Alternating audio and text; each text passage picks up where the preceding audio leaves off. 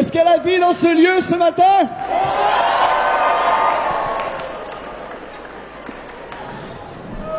J'aimerais qu'on puisse, pendant qu'on prend nos places, j'aimerais qu'on puisse donner une bonne main d'appréciation au groupe Impact qui ont fait un travail phénoménal.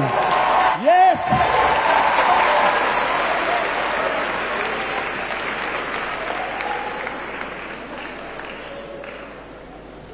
Ce matin, je veux déclarer dans ce lieu que je suis extrêmement fier de faire partie de la famille de Dieu.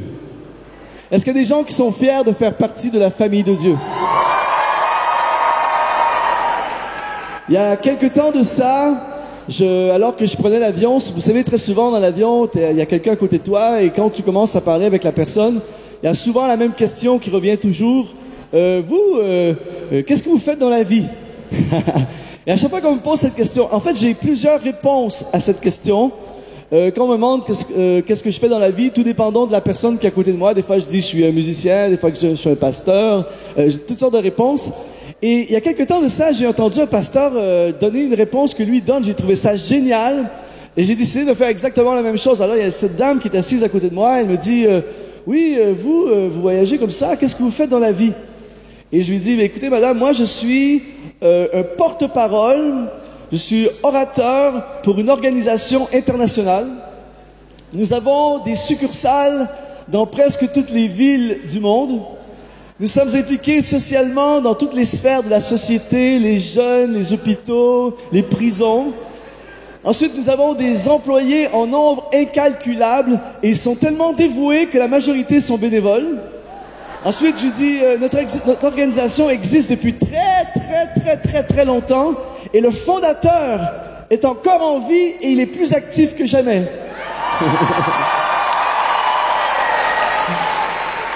Elle m'a dit, mais quelle est cette organisation incroyable? Je lui ai dit, l'Église. Je suis fier ce matin de faire partie de la famille de Dieu. Et quand je regarde un endroit comme ici ce matin, rempli de jeunes en feu pour le Seigneur, amoureux de Jésus, je suis plus que fier ce matin de faire partie de la famille de Dieu. Et j'aimerais apporter un message ce matin sur choisir, libre de choisir la vraie vie. Je veux parler ce matin de la vraie vie. Je veux parler d'une vie extraordinaire. Je veux parler d'une vie sans limite. Je veux parler d'une vie de possibilités. Vous avez le droit de dire amen. Je veux parler d'une vie d'opportunités. Je veux parler d'une vie heureuse. Je veux parler d'une vie épanouie. Je veux parler de vivre avec un sentiment de destinée. La vraie vie. Victor Hugo a dit ceci. Il a dit, ce n'est rien de mourir. Ce qui est le plus terrible, c'est de ne jamais avoir vécu. Moi, je veux vivre. J'ai entendu cette phrase troublante il y a quelque temps. Quelqu'un qui disait, il est mort à 25 ans, mais on l'a enterré à 75 ans. Et il y a beaucoup de gens qui ont cessé, il y a beaucoup de gens qui respirent, mais qui ne vivent plus. Il y a plein de gens qui respirent, mais qui ne vivent pas. Et j'ai tellement aimé cette phrase que quelqu'un m'a dit il y a quelque temps de ça. Il a dit, je vais vivre jusqu'à ce que je meure.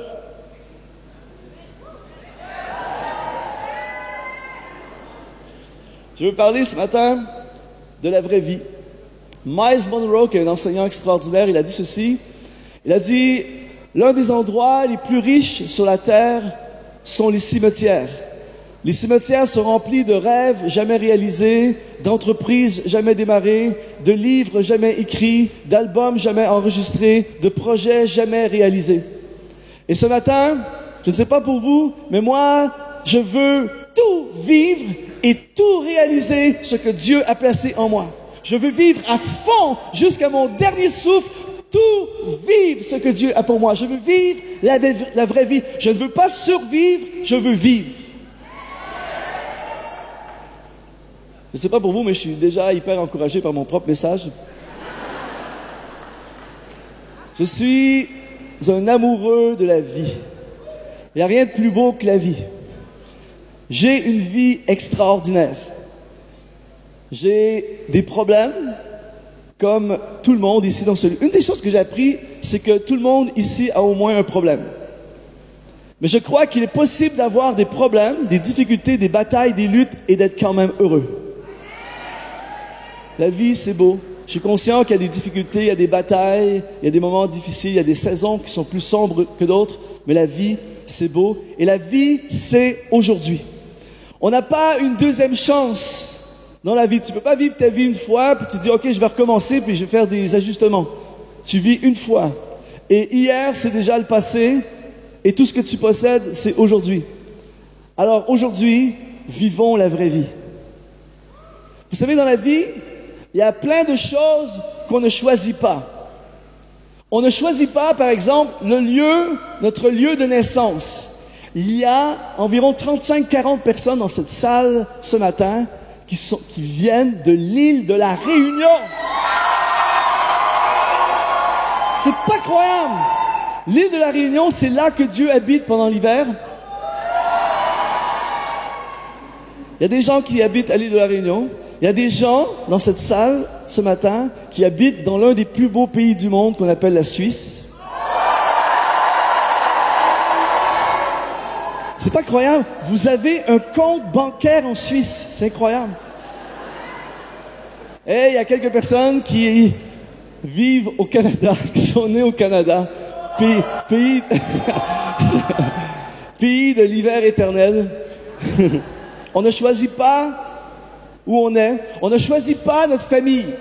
Par exemple, moi, si j'avais eu le choix, j'aurais voulu avoir 5 frères.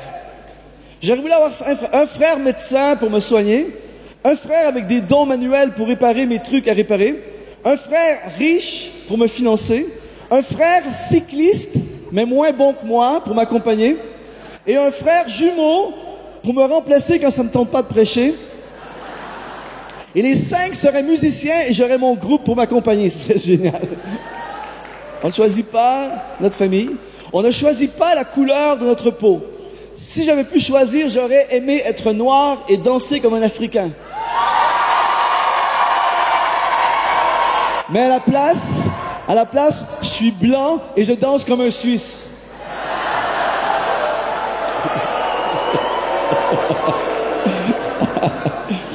On ne choisit pas notre nom. Moi, j'ai un ami, c'est de la folie. Le gars, il s'appelle McAllister, Darcy McAllister. Avec un nom comme ça, t'es soit surfeur, acteur ou premier ministre. Chez nous, au Québec, il y a un gars qui s'appelle Sans Regret et il est dans la pompe funèbre.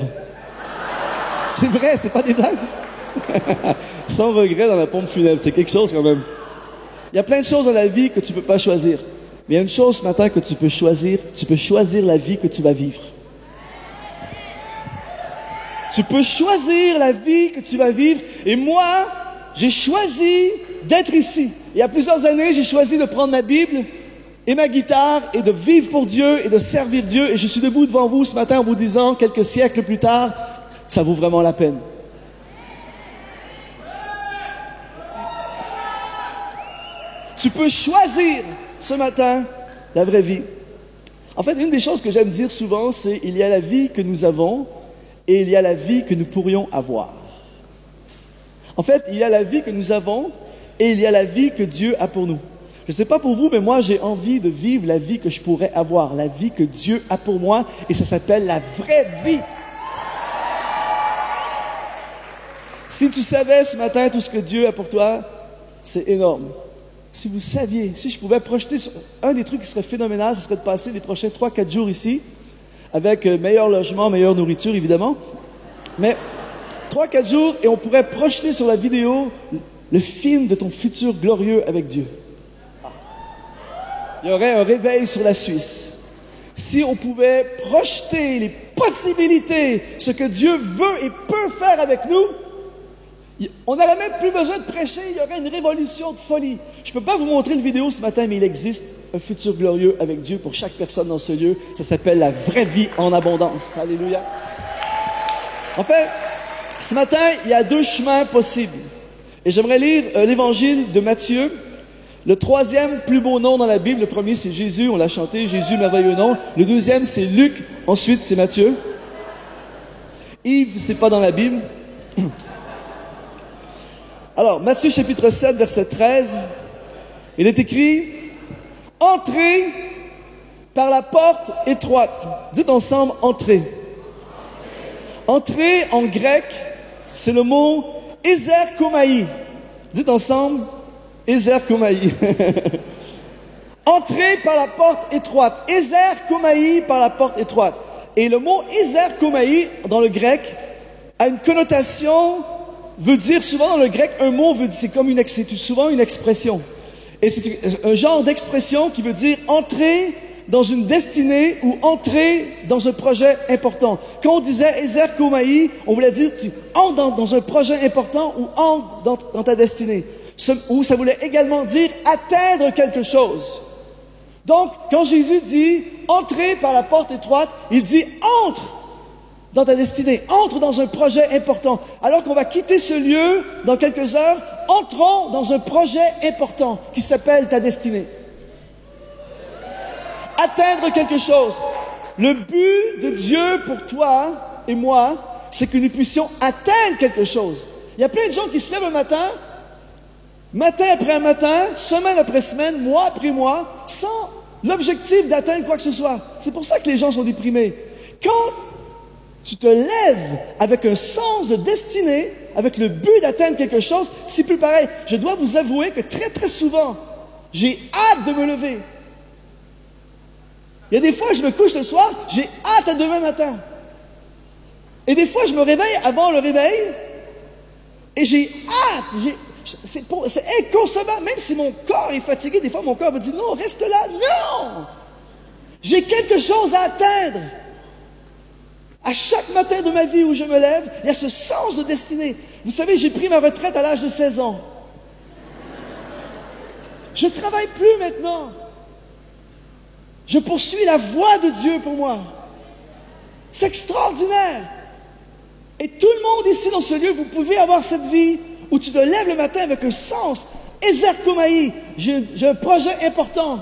J'ai un projet de destinée. Le plan de Dieu, la vie de Dieu pour moi. Ça change complètement. Et en plus, c'est hyper contagieux. Tu es libre ce matin d'entrer dans cette vie ezerkomai.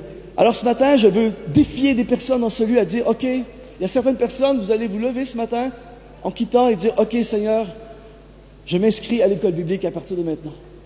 Il y a des personnes qui, ce matin, je me lève et j'entre dans le gros projet de Dieu pour moi. J'entre à l'école de musique et je vais commencer à prendre au sérieux le ministère de musique que Dieu m'a donné. Je vais démarrer mon entreprise. Je vais démarrer le projet que Dieu a mis sur mon cœur. Je vais poursuivre mes études dans une nouvelle dimension. Je vais faire le doctorat dans le nom de Jésus. Je vais graduer. Je vais réussir. J'ai un projet. C'est le projet de Dieu. J'entre dans le projet important que Dieu a pour moi. Et la bonne nouvelle, c'est qu'il y a un projet important pour chaque personne, ezerkomai. Il dit, entrez par la porte étroite. La porte, dans le grec, c'est le mot poulet. Eh ouais, je suis désolé, mais c'est ça. Et en fait, écoutez, la Bible, c'est vraiment bon. Ce mot veut dire sortir d'une forteresse ou d'une prison, comme quelqu'un qui est libéré. Et dans le grec, on fait allusion à, surtout quand on dit ce mot-là, on fait allusion à surtout ce qui passe, qui prend place après que tu es sorti. Donc, ce matin, j'entre dans le projet important et dans ce qui suit, dans ce que Dieu a préparé pour moi. Je suis libéré. Oh, ça c'est trop bon. Je commence à être activé là. Je suis libéré pour vivre ce que Dieu a pour moi. Je sors de la prison. Il y a des personnes, vous êtes entrés ici en prisonnier et vous allez sortir d'ici libérés pour vivre ce que Dieu a pour vous. Écoutez bien ceci, le projet de Dieu pour toi est tellement important, tellement puissant, tellement glorieux, que l'ennemi, le diable, va tout faire pour te faire prisonnier, comme le pasteur a partagé, comme Ben a partagé, va tout faire pour te garder prisonnier, parce que si je peux te garder prisonnier, je t'empêche d'être libéré pour ta destinée. Et ce matin, dans ce lieu, nous avons été libérés pour rentrer dans la suite glorieuse. Entrez par la porte de la liberté. On parle de liberté ici. Et lorsqu'il parle, là, ça devient vraiment intéressant. Lorsqu'il parle de la porte étroite, dans le grec, c'est le mot sténos. Et le mot sténos veut également dire approuver. Vous savez, il y a des mots comme ça qui sont glorieux. Je ne sais pas pour vous, mais moi, j'aime ce mot approuver. J'oublierai jamais lorsque j'ai acheté ma première maison. Avant d'acheter la maison, je suis allé à la banque pour un prêt. Et je n'oublierai jamais l'appel du banquier lorsqu'il m'a dit, Monsieur Dumont, je vous appelle pour vous dire, votre prêt a été approuvé. Tout à coup, je suis devenu une nouvelle personne. Et là, j'ai commencé à shopper, à faire le tour pour visiter les maisons, pour acheter. Et lorsque j'entrais dans les maisons, j'étais comme un king. Je me dis, je suis approuvé. Parce que des fois, il y a des gens comme ça, tu sais pas si t'es approuvé, donc tu veux pas trop négocier le prix parce que tu veux pas être humilié, tu négocies, tu dis, je t'offre tant, et après ça, tu fais la demande de prêt. Monsieur, vous avez été refusé. C'est pas trop champion. L'idéal, c'est d'arriver et approuver. Eh bien, la porte étroite, c'est sténos, approuvé.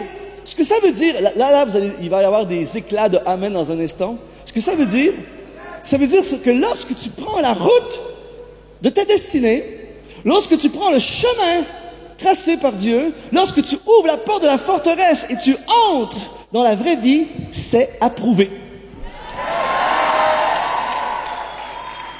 Ça veut dire que lorsque le groupe Impact, par exemple, ont fait leur premier album, avant même qu'ils fassent le projet, c'était approuvé.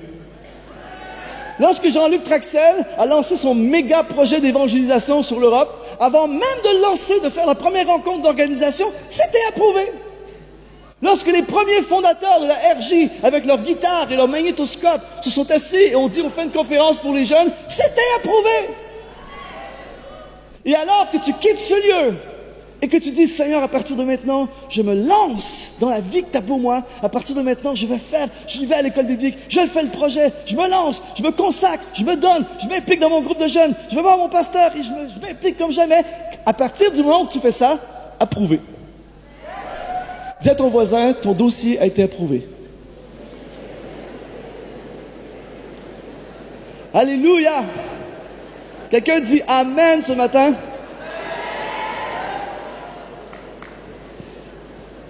Et le passage continue dans Matthieu chapitre 7, verset 13. Là, ça va devenir un peu plus silencieux dans la salle. Il est écrit, « Car large est la porte, spacieux est le chemin qui mène à la perdition. » Et il y en a beaucoup qui ont par là. Oh, je savais que ça deviendrait silencieux. En fait, il y a littéralement deux chemins. Il y a un Y. Alors qu'on va quitter dans quelques heures, il y a un Y devant chaque personne dans ce lieu. Il y a le chemin de la vraie vie et il y a le chemin de la perdition. Et la Bible dit qu'il y en a beaucoup qui passent par là. Et perdition, dans le grec, c'est le mot apoleia, qui veut dire ruine, destruction et gaspiller. Tu peux vivre la vie ou tu peux gaspiller ta vie. Il y a des gens qui gaspillent littéralement leur vie. Il y a un film comme ça que j'ai vu il y a quelques années de ça. En fait, c'est un film de science-fiction. Et le temps, c'était de l'argent. Donc, si tu achètes à manger, ta vie vient de raccourcir de 1 heure. Si tu mets de l'essence dans la voiture, ta vie vient de raccourcir de 1 jour. Et à mesure que tu dépenses, ta vie raccourcit. Laissez-moi vous dire que les gens, le sens des priorités change rapidement dans ce temps-là. Et il y a des gens qui gaspillent leur vie. Il y a des gens, en fait, c'est très très simple. La route de la perdition, en fait, je vais révéler ce matin le punch final. Vous savez, souvent, l'ennemi, le diable rend la route alléchante, intéressante, attirante, mais ce matin, je révèle le punch final. Vous savez, des fois, comme quand il y a une télésérie, un truc comme ça à la télé, tu veux pas savoir le punch final parce qu'après ça, t'as plus envie d'écouter la série, tu sais déjà qu'à la fin, que le gars meurt, tout ça. Voici le punch final de la route de la perdition. C'est la perdition. C'est la ruine. Vous savez, à chaque fois que je prêche à des réunions de jeunes, des rassemblements de jeunes, des interjeunes, des conventions de jeunes, il y a toujours en moi ce sens de sérieux énorme. Parce que j'ai des trucs que j'ai vécu au travers des années. Et il y a un vendredi soir que je n'oublierai jamais. Alors que je prêchais, comme ce matin, et il y avait 3-4 gars derrière qui n'écoutaient pas, qui faisaient des blagues. Je voyais littéralement qu'ils ne s'intéressaient pas du tout à ce que je disais, tout ça, puis ils se moquaient un peu. Et à un moment donné, c'est rare que j'ai fait des trucs comme ça, mais à un moment donné, à quelques reprises, je l'ai fait. Je dis, les gars, j'arrête mon message comme ça, je dis, les gars, je veux vous dire que je vous aime, mais je vais vous demander d'arrêter de faire des blagues parce que c'est pas moi que vous offensez en ce moment, c'est Dieu. Et ce que vous faites, ça va pas finir bien. Si vous continuez à avoir une attitude comme ça, je vous annonce rien de bon pour votre futur. Et j'ai continué la soirée. Après, c'est sûr que ça change l'atmosphère de la salle un peu. Eh bien, il y a un des gars qui était là. Quelques semaines plus tard, peut-être 1 ou 2 mois plus tard, il était avec plein d'amis, avec 3-4 gars. Ils prenaient de la drogue, tout ça. Et ils ont décidé de dévaliser un entrepôt pour voler des trucs pour pouvoir s'acheter de la drogue. Et ils ne savaient pas qu'il y avait un gardien de sécurité. Et lorsqu'ils ont été surpris par le gardien de sécurité, ils se sont battus avec pour le neutraliser, pour se sauver. Mais il y a un gars qui a donné un coup de trop et ils ont tué le gardien de sécurité. Par accident, mais ils l'ont quand même tué. Et ils se sont fait arrêter par la suite. Et il a été accusé de complot et de participation à un homicide involontaire. Et il a écopé de 15 ans de prison. Imaginez ce vendredi soir-là pendant que je prêche. Ce gars-là qui fait des blagues, qui n'est pas sérieux, tout ça, qui est sur la route Apoléa de la perdition, il ne se dit pas, j'aimerais vraiment continuer comme ça. Et mon but, c'est de tuer quelqu'un et de me retrouver gaspiller 15 ans de ma vie et mon avenir. Yeah! C'est pas du tout ça. Il ne sait pas, mais la route Apoléa finit toujours mal. Je connais personne qui prend la route Apoléa, qui à la fin dit, écoute, j'ai pris la route Apoléa, puis le punch final, c'est glorieux. C'est jamais glorieux. Ça finit toujours mal. Tous ceux et celles, 100% de ceux et celles que je connais, qui disent, oh pasteur, je ne pourrais plus venir à l'interjeune, je ne pourrais plus venir au groupe de jeunes, je me suis trouvé un boulot, et là, tu sais, l'église, c'est bien, mais un peu moins pour moi ces temps-ci. Et là, tu le vois s'éloigner. Ça finit jamais bien. Ça finit jamais bien. Ceux qui décident d'abandonner ceux qui sont sur la route de la vie pour aller sur la route de la perdition parce que c'est plus facile, c'est plus tentant, etc., etc., ça finit jamais bien. Mais ce matin, la route de la vie, ça finit toujours bien. Vous avez le droit d'applaudir, hein, on a le droit.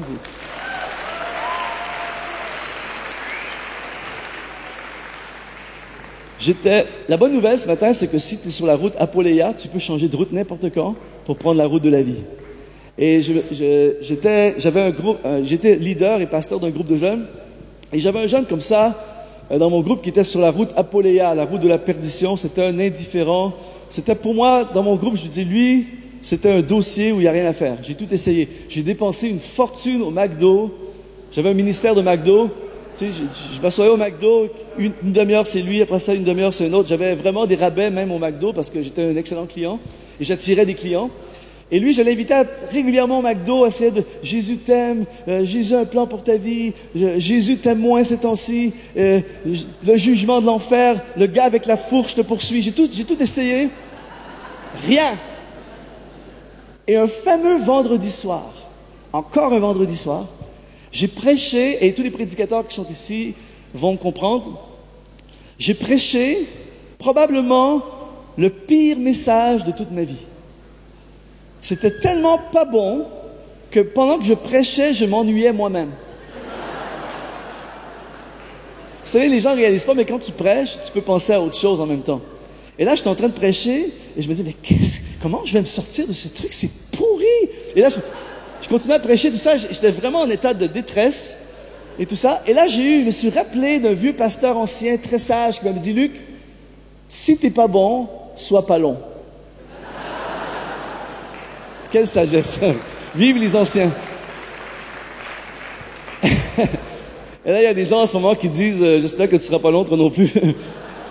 Et là, finalement, pendant que je suis en train de prêcher, je m'aperçois que c'est pas bon. J'ai dit, écoutez, je sens une nouvelle direction au message. Je sens l'esprit m'envahir en ce moment et je sens qu'il y a des fois qu'il faut prêcher et des fois qu'il faut prier. Et, et je dis, voilà ce qu'on va faire maintenant. Je vais inviter tout le monde à s'approcher, on va prier maintenant. À ma grande surprise, le gars en question, il a couru de l'arrière jusqu'à l'avant, se lancer à plat ventre au sol. Et là, j'ai un problème existentiel en moi. C'est mon pire message à vie et enfin, il comprend. J'ai compris que ça ne repose pas sur moi, c'est Dieu qui touche les gens, pas Luc Dumont. Et là, mais attention, là, il est à plat ventre par terre et il frappe le sol. Pardon, Seigneur, pardon, Seigneur. Incroyable! Et vous savez, souvent, quand des choses comme ça arrivent, ça ouvre une valve de bénédiction. Donc, tous les rebelles sont venus se joindre à lui. Et tous les rebelles étaient autour de lui. C'est vrai, pardon, pardon. Et à la fin de la soirée, on finissait toujours par un genre de buffet, tout ça, tu peux aller manger. Et tous les jeunes vont manger. Il reste là pour qu'un gars refuse le buffet pour rester à plat ventre au sol. Il faut vraiment que Dieu soit là. Alléluia. Le mardi matin, il m'appelle, il dit, Luc, il faut absolument que je te voie. Et il vient me voir, il me dit, la première chose qu'il me dit, Luc, t'avais raison. Je sais. Il m'a dit, Luc, je veux servir Jésus à partir de maintenant. Je veux vivre pour Jésus. Je veux servir pour Jésus. Et vous n'avez pas idée de la joie que j'ai vécue il y a quelques années lorsqu'il m'a invité à prêcher dans l'église où il est le pasteur.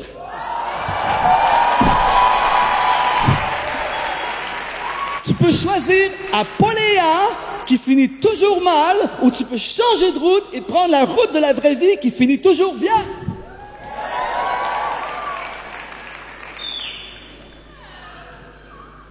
Il y a deux routes, deux vies. Et il dit au verset 14, « Mais étroite est la porte, resserrez le chemin qui mène à la vie, et il y en a peu qui les trouvent. » Ici, lorsqu'il parle de chemin, le mot c'est « odos ».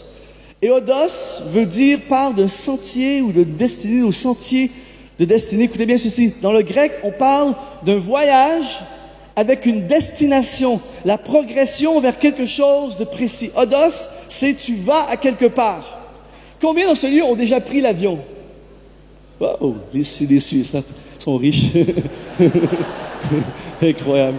Souvent, quand tu dis dans un groupe de jeunes, tu dis ça, il y en a 2-3 qui lèvent la main.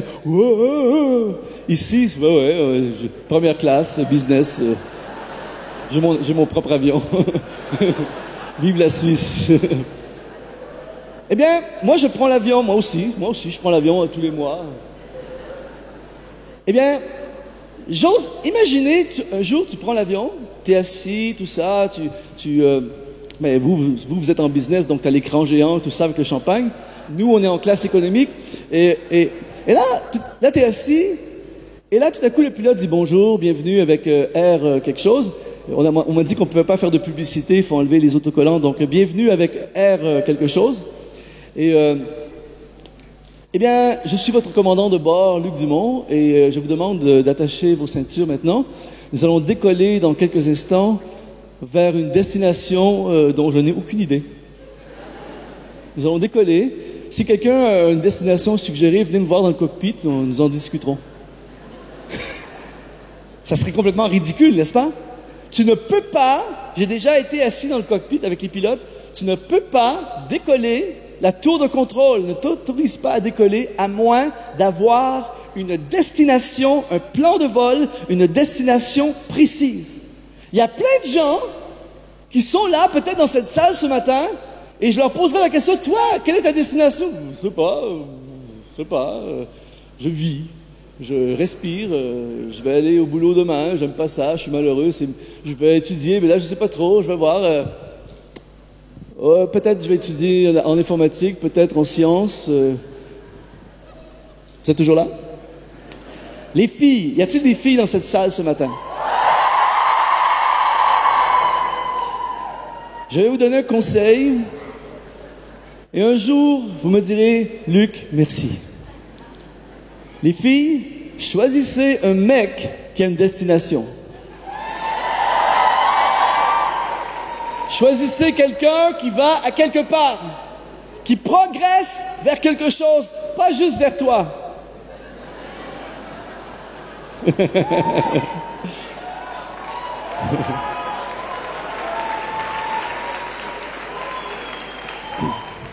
Oh, j'aurais tellement envie de dévier dans cette direction, mais je vais revenir dans mon sujet. Et alors il parle du chemin Odos, et ce chemin, il mène à la vie. Et le mot vie, c'est un des plus beaux mots du Nouveau Testament, c'est le mot Zoé. Et Zoé, est-ce qu'il y a une Zoé dans cette salle? Ah, c'est beau, c'est un prénom magnifique. Tu l'as même pas choisi, c'est ça qui est terrible. Zoé. Dites aux Zoé de cette salle, merci d'exister. C'est magnifique, Zoé, wow. Zoé, attention, il y a des gars qui vont progresser vers quelque chose tout à l'heure. Alors, Zoé veut dire vie entière, vraiment en vie, vie complète. Ah, je pense que le micro n'a pas fonctionné. Vie complète, vie entière, vraiment en vie. Zoé. Jésus a dit dans Jean chapitre 14 verset 6, Jésus lui dit, je suis le chemin, Odos, la destinée, la vérité et la Zoé, la vie. Nul ne vient au Père que par moi. Jésus, c'est la vie. Jésus, merveilleux nom, qui se compare à toi. Consolateur, libérateur, prince de la paix. C'est la vie. Et ça finit toujours bien. Je ne peux plus me passer de Jésus. Je peux même pas concevoir, je comprends pas, il faut que quelqu'un m'explique. Je peux pas comprendre. Comment est-ce possible de vivre sur la terre sans Jésus? Comment est-ce possible? Jésus est extraordinaire. Il m'aime, il me pardonne, il m'ouvre un chemin, il a des opportunités, il me conseille, il pourvoit, il prend soin de moi, il me protège. Il est avec moi tous les jours, il m'ouvre la vie éternelle. Il est connecté avec le Père. Zoé!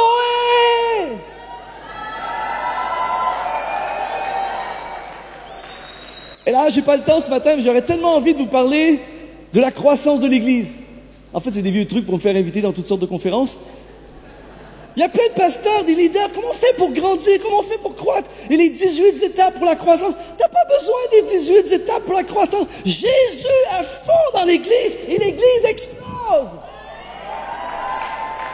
Jésus dans le groupe de jeunes, Jésus authentique, vrai, réel dans la réunion des jeunes, il va se passer quelque chose. Et quand il se passe quelque chose, ils viennent de partout.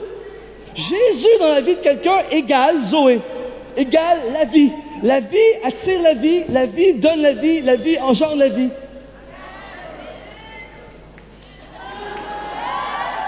Seigneur Jésus, je suis le Odos et Zoé. Je suis la destinée et la vie complète, la vie réelle, la vie authentique, la vraie vie. Merci Luc. Donc ce matin, tu as deux options.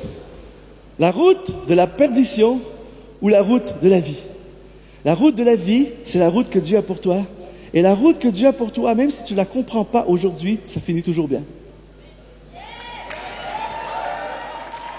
Au mois de décembre dernier, je suis allé au Sénégal, à Dakar, et j'ai vécu une soirée fantastique, une soirée de louange avec les musiciens. Et vous savez, ce qui est génial là-bas, c'est que tout le monde sait bien danser. Tout le monde. Le bébé, quand il sort, il danse. Et quand je suis là-bas, je me déchaîne, je réalise mon rêve, je danse et tout le monde rit de moi, mais c'est génial parce qu'à un moment donné, il y a quelque chose qui se passe en moi. Et je leur dis tout le temps ceci, je leur dis, vous savez, j'ai toujours su que je ne savais pas danser, mais depuis que je suis avec vous, j'ai la confirmation. Et on a vécu une soirée fantastique, le feu, la louange, tout ça. Et à la fin, je suis à la table des CD, il y a plein de gens, on prend des photos, des selfies, des doubles selfies, des quadruples selfies, des perches de 1 kilomètre, tout ça. Il y a 2000 personnes en dessous de la perche, c'est génial. Des dédicaces, un moment fort. Et là, il y a cette femme qui est derrière. Elle dit, Luc, il faut que je te parle. Luc, il faut que je te parle. En fait, c'est facile de voir, c'était la seule femme blanche dans la foule. Luc, il faut que je te parle, tout ça. Oui, c'est bon. Et finalement, elle arrive à côté de moi. Elle me dit, Luc, est-ce que tu te souviens de la convention des jeunes, telle année, telle date, telle ville, tel endroit, tel pays? Et là, je dis, oh. Elle m'a ramené un traumatisme. C'est-à-dire qu'il y a il y a plusieurs années, quand j'ai commencé dans mon ministère, je suis invité dans un truc comme ce week-end. Et c'était moi le seul orateur du week-end, donc je me suis déchaîné, j'ai tout donné ce que j'avais. Et à la fin, le lundi matin, j'avais ce sentiment de joie d'avoir tout donné. Je suis en l'appel de Dieu. Dieu m'appelle à faire des choses extraordinaires comme ça. Je suis hyper heureux. Le pasteur organisateur vient me voir. Il me dit, écoute Luc, il y a un souci. Je sors de la pastorale, tout ça. Les pasteurs n'ont pas apprécié trop ton ministère. Ils disent que tu es un bouffon, qu'il n'y a pas de contenu, que tu n'as pas d'appel de Dieu sur ta vie, tout ça. Et là, je prends l'avion, je retourne chez moi, donc vous savez que c'est pas arrivé chez moi. Et là, je veux tout abandonner. Pendant plusieurs jours, je me dis, si j'ai pas d'appel, j'ai inventé mon appel, je me suis trompé, je perds mon temps, tout ça. Je suis vraiment découragé, tout ça. Et à un moment donné, je suis dans un temps de prière, je veux tout abandonner. Je suis dans un temps de prière, et le Saint-Esprit parle à mon cœur. Il me dit, Luc, je t'ai appelé. Ta voix, c'est me servir. Tu vas me servir toute ta vie. Tu es né pour me servir, pour parler de moi, pour chanter mon nom. C'est ça ta voix, c'est ça ta vie. Fais ça! Et savez-vous quoi? J'ai décidé de faire ça. Et rappelez-vous ceci, quand tu es sur le chemin de la vie, ça finit toujours bien. Donc, je suis au Sénégal. Ouais, c'est un moment glorieux. Cette femme, Luc, je dois te parler. Elle arrive à côté de moi. Elle dit, Luc, est-ce que tu te souviens de cette conférence de jeunes? Telle ville, tel pays, telle date, telle année, tel endroit. C'était cette fameuse conférence. Et là, je me suis dit tout de suite, à l'intérieur de moi, je me suis dit, oh non, elle va encore me rappeler ce traumatisme, à quel point c'était pourri, pas bon, tout ça. C'est pas possible. Toutes ces années plus tard, elle revient encore. Elle me dit, Luc, ça fait des années que je veux te voir. Je voulais te remercier parce que à cette conférence, c'est à cette conférence que j'ai choisi de vivre pour Dieu, de servir Dieu. Le samedi soir, j'ai couru en avant. J'ai décidé de m'engager et à servir Dieu. Et je suis missionnaire au Sénégal depuis plusieurs années à cause de cette soirée. Quand tu choisis le chemin de la vraie vie, ce que Dieu a pour toi, même si c'est dur aujourd'hui, même si tu es découragé, même si tu veux lâcher, même si c'est compliqué, même si tu n'es pas appuyé, Jésus est avec toi, c'est la vie, c'est Zoé, ça finit toujours bien. Et je prophétise sur 100% des gens ici dans ce lieu, tous ceux et celles qui choisissent Zoé, la vie Zoé, la vraie vie, le chemin de la destinée Odos Zoé, vous êtes condamnés à la réussite.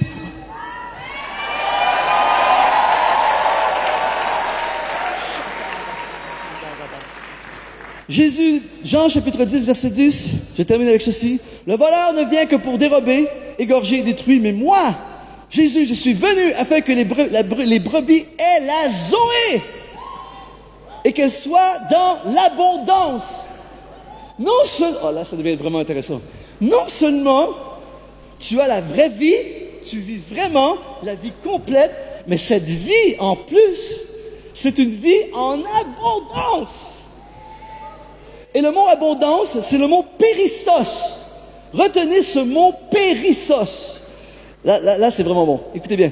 Périssos veut dire, dans le grec, excessif, avantagé, encore plus, superflu, superabondant, prééminence.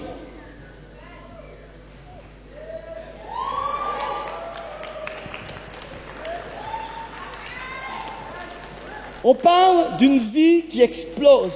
On parle d'une vie super bénie. On parle d'une vie avantagée.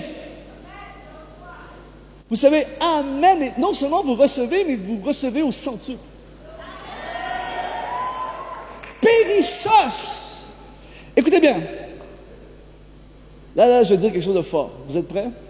C'est très fort ce que je vais dire. Tout le monde ici, dans cette salle, moi inclusivement, rien de moins que périssos. Rien de moins que la vie en abondance. L'Église est appelée à la vie en abondance, la vie périssos plus. Il y a plus, il existe plus, il y a encore plus. Il y a plus pour ta vie. Dieu a plus. Ce matin, si tu choisis de prendre la vie, le chemin étroit et resserré, la porte qui sort de la prison et qui conduit vers la destinée de Dieu, c'est une vie en abondance. Je ne parle pas. Il y aura des batailles, il y aura des saisons difficiles, il y aura des combats, mais au milieu de ça, il est possible de vivre l'abondance. Vous savez, en fait, il y a vraiment ces deux chemins. À notre église, chez nous au Canada, on a un département qu'on appelle les soins pastoraux. C'est-à-dire que si tu as des problèmes dans ta vie, tu vas voir un pasteur, tu prends un rendez-vous et tu passes 1 heure, 2 heures et tu reçois des super conseils. C'est génial. Mais moi, dans mes tournées, souvent, je parle avec les gens sur le coin, tout ça, j'ai pas beaucoup de temps. Je peux pas passer 1 heure avec chaque personne. Donc, j'ai développé un conseil en une phrase qui règle tout. C'est génial. Donc, si tu as du temps, tu vas passer 1 heure avec le pasteur. Si tu n'as pas de temps, tu viens voir Luc Dumont. En une phrase, tout est réglé. Vous voulez savoir c'est quoi? En fait, je vais vous raconter un contexte où c'est arrivé il y a quelques temps de ça. Je suis dans une église et après le culte, il y a une dame qui vient voir avec sa fille a 18 ans, je crois 18 ou 19 ans. La maman est là, elle dit « Dis-lui au pasteur, c'est un homme de Dieu, dis-lui au pasteur. » Et là, elle est un peu timide, la fille, elle me dit « Écoute, c'est parce qu'il y a un gars qui veut m'épouser. » J'ai dit « Ah bon, c'est des choses qui arrivent dans la vie. »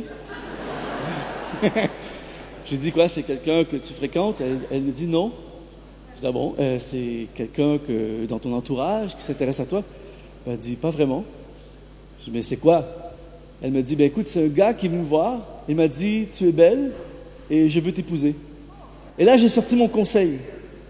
Voici mon conseil. Sauve-toi en courant.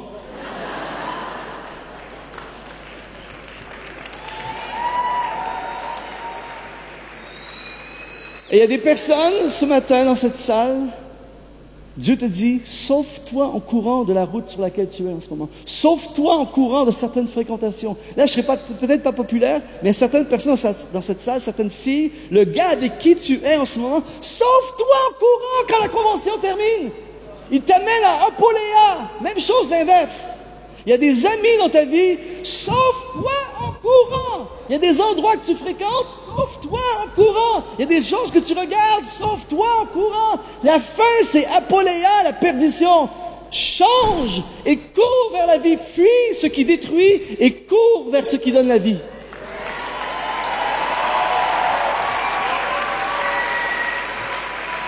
Fuis ce qui détruit et cours vers ce qui construit. J'aime cette phrase d'un écrivain très célèbre, Mark Twain. Il a dit ceci. Il a dit « Ne t'abandonne pas à tes illusions, car lorsqu'elles auront disparu, tu existeras encore, mais tu auras cessé de vivre. » Wow! Et il y a plein de gens qui ont pris la route Apoléa. Et quand l'illusion est terminée, ils ont cessé de vivre. Ils respirent, mais ils ont cessé de vivre. Ce matin, dans le nom de Jésus, tu ne vas pas seulement respirer, tu ne vas pas seulement survivre, mais tu vas vivre. Tu vas vivre. On est libre de vivre la vraie vie. Laissez-moi vous décrire en quelques instants c'est quoi la vie en abondance. Vous êtes prêts? Attention, ça va être fort. Vous êtes prêts? Est-ce que vous êtes prêts? Voici c'est quoi la vie en abondance. La vie en abondance, c'est une joie débordante malgré les circonstances de la vie. C'est des opportunités sans limite. Ce sont des ressources extraordinaires, tu as le droit de dire amen, des portes ouvertes, des amis extraordinaires, une famille spirituelle, des réussites à plein niveau, des victoires personnelles et collectives, le bonheur malgré les obstacles, la paix intérieure, le succès dans nos entreprises, des bénédictions à raconter, un sens incroyable de destinée, une plénitude indescriptible et la vie éternelle avec Dieu. Yeah!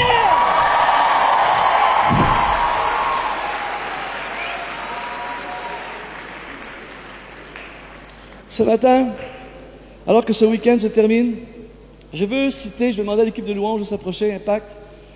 Je veux citer les paroles, un extrait des paroles de ce chant d'un groupe qui s'appelle Switchfoot, un chant qui s'appelle Thrive. C'est un mot qui est dur à traduire en français, mais en Thrive veut dire prospérer ou s'épanouir.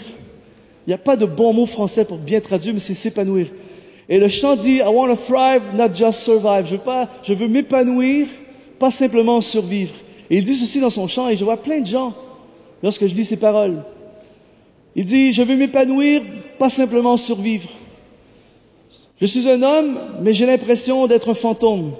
L'étranger dans le miroir porte mes vêtements. Un volant ne veut pas dire que je peux conduire. Même si mon corps est chaud, ça ne veut pas dire que je suis vivant. Je voyage, mais je n'arrive jamais à destination. Je veux m'épanouir, pas simplement survivre. I want to thrive, not just survive. Et ce matin, il y a des survivants dans ce lieu. Mais ça se termine ce matin. À partir d'aujourd'hui, tu vas vivre la vie en abondance.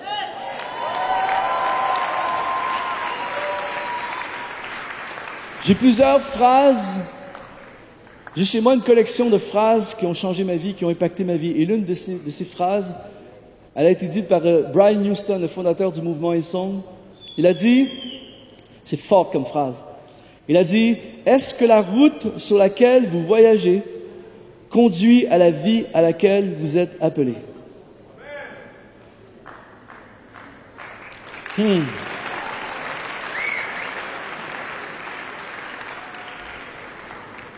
Est-ce que la route sur laquelle vous voyagez conduit à la vie à laquelle vous êtes appelé?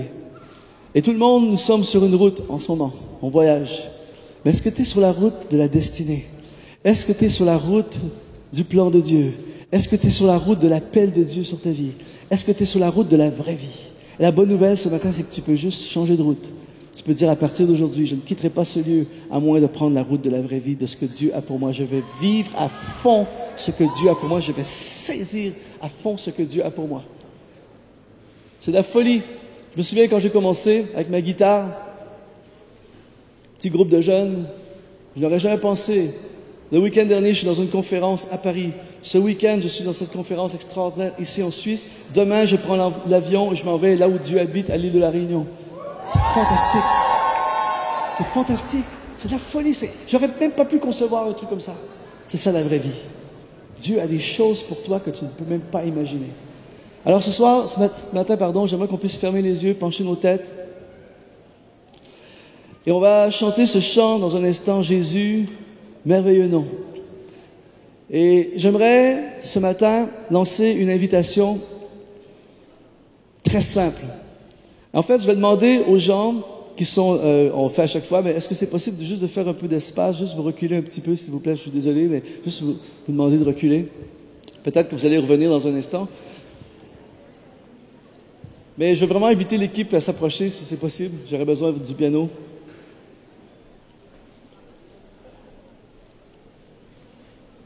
Je choisis la vraie vie ce matin.